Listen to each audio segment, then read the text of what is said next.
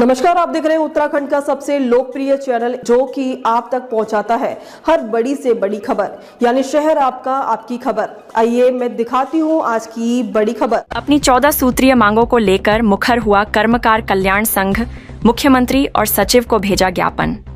खटीमा में भवन एवं अन्य सन्निर्माण कर्मकार कल्याण संघ ने अपनी लंबित मांगों को लेकर मोर्चा खोल दिया है।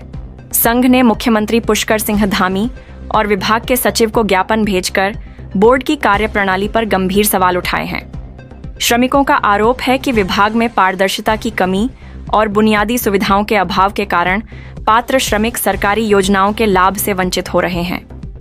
संघ की ओर से भेजे गए ज्ञापन में 14 सूत्रीय मांगों का उल्लेख किया गया है। मुख्य समस्या श्रमिक कार्डों के नवीनीकरण और लाभ आवेदनों के सत्यापन को लेकर है। श्रमिकों का कहना है कि न तो उनके आवेदन समय पर सत्यापित हो रहे हैं और न ही नवीनीकरण की प्रक्रिया सुचारू रूप से चल रही है। संघ ने मांग की है कि आवेदन पास करने की एक निश्चित समय सीमा तय की जाए और इसका उल्लेख रसीद पर भी अनिवार्य रूप से किया जाए। ज्ञापन में खटीमा के कंजाबाग स्थित WFC सेंटर की बदहाली का मुद्दा भी प्रमुखता से उठाया गया है। श्रमिकों का आरोप है कि इस सेंटर पर पेयजल, शौचालय और बैठने तक की कोई व्यवस्था नहीं है। साथ ही यहां एक दिन में मात्र 10 आवेदन ही लिए जा रहे हैं, जबकि मांग इसे बढ़ाकर 60 से 70 आवेदन प्रतिदिन करने की है। संघ ने इस सेंटर को किसी ऐसे व्यवस्थित स्थान पर स्थानांतरित करने की मांग की है जहां पार्किंग और अन्य सुविधाएं उपलब्ध हों। पारिवारिक पात्रता और सत्यापन प्रक्रिया पर भी सवाल उठाए गए हैं। संघ की मांग है कि एक ही परिवार के सगे सदस्यों, पिता, पुत्र, पुत्री, पत्नी को भी श्रमिक कार्ड बनाने का अधिकार मिलना चाहिए। साथ ही श्रमिक की पात्रता उसके कार्य के आधार पर तय होनी चाहिए, न कि सरकारी ठेकेदार के लाइसेंस की अनिवार्यता पर। इसके अलावा सॉफ्टवेयर में बार बार होने वाली छेड़छाड़ और साइट बंद होने की समस्या को भी जल्द दुरुस्त करने की चेतावनी दी।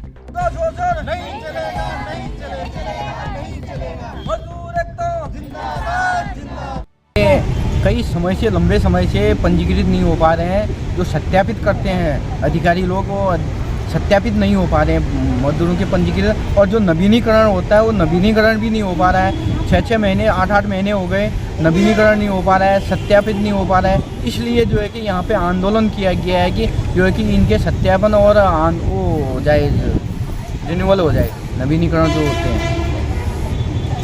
हमारी 14 सूत्रीय मांगों में ज्ञापन दे रखा है। जिनका लाभ का आवेदन लगाना पड़ता है उनके नवीनीकरण ही नहीं कर पा रहे हैं, तो कैसे लाभ का आवेदन लगाया जाएगा। जो परिस्थिति में जो है कि 6,000 रुपये मिलता है, इनको जो है कि उनके सत्यापन ही नहीं हो रहे हैं, तो कैसे जो है कि परिस्थिति में कैसे 6,000 रुपये मिलेंगे।